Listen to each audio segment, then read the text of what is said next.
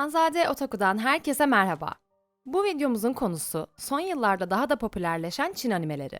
Çin dili ve kültürü birçoğumuzun alışık olmadığı bir alan.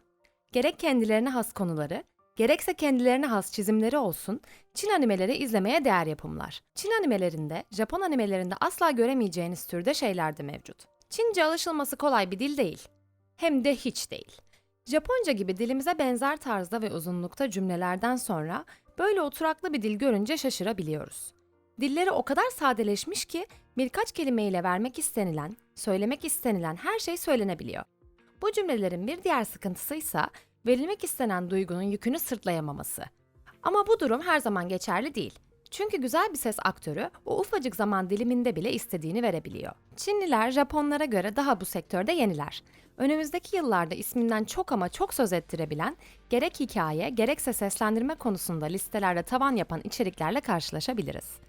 Çin yapımı animeler ve konuları. Çin animeleri için hikaye çok önemli bir yere sahip. Genele baktığımızda herhangi bir türde olsa bile içine hikaye yedirilmeye çalışılıyor. Bu hikayeler en az Japon animeleri kadar farklılaşsa da belli başlı türlerin daha fazla çıktığını görüyoruz. Bunun etkisini genel olarak Çin'in kendi kültürüne bağlamak yanlış olmaz. Çünkü kendini geliştirmeye dayalı animelerle çok karşılaşıyoruz. Genel konu itibarıyla hepsine böyle diyemeyiz ama çok büyük bir oran reenkarnasyon ve kişisel gelişim üstüne olduğu için kültürel ve bu kültürü aktarma konusunda harika işler çıkartıyorlar. İlgisi olmayan insanların bile ilgisini çekebilecek mitolojik içerikler ekleyip fantastikleştirince de çok köklü bir kültürün içeriğindeki inanılmaz varlıklar insanın ilgisini bir hayli çekiyor. Çin animeleri için ne kadar belli başlı konular üstünde çok durduklarını söylesek de diğer türlerde de oldukça yetkinler. Romantizm, drama ve komedi konusunda çok beğenilmiş işleri bulunmakta. Hikayeleri ne kadar harika olsa da karakterleri de bir o kadar özenle yazılmış durumda. Yazılmış derken ara not, Çin'de bildiğimiz üzere manga kültürü daha çok yaygınlaşmamış vaziyette. Genel olarak animeler ONA, Original Net Animation tekniğinde light novel'lara bağlı kalınarak yapılmış içeriklerden oluşuyor. Karakterlerin kişilikleri ve her karakterin özgünlüğü belli bir düzeyin üstünde veriliyor. Bu da bir içeriğimizi bir hayli zenginleştirmekte.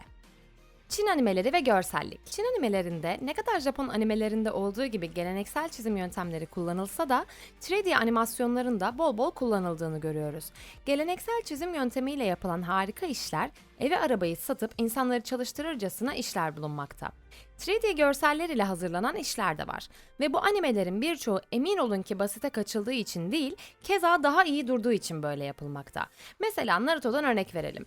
Bir jutsu kullanmak belli bir çizim evresinden geçer çünkü büyü ile özdeşleştiği için insanların gözüne hitap etmesi gerekir. Ama 3D görsellerde bu olay hem daha akıcı hem de harika görsellik ile sunulunca bunun özenle seçilmiş bir seçenek olduğu için öyle yapıldığı ortaya çıkar. Çin animeleri ne kadar geleneksel ve 3D çizimler kullansa da 3D görsellerin güzel kullanıldığı yerde ne kadar profesyonel işler çıktığını görünce şaşıracaksınız. Belki küçük bir alışma süreci gerekebilir. Çin yapımı animelerin geldiği son durum. Çin, dünyadaki her alan gibi anime içinde kolları sıvamış vaziyette.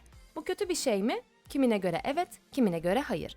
Çin animeleri adı altında yapılan işlere alışılması biraz zaman alacağı benziyor. Ama güzel işler çıkarsa, Japonlar kadar iyi yapabiliyorlarsa neden yapmasınlar? Sonuç olarak önümüzdeki dönemde her alanda olduğu gibi anime dünyasında da Çin'den daha fazla içerik çıkabileceğini söylemek mümkün.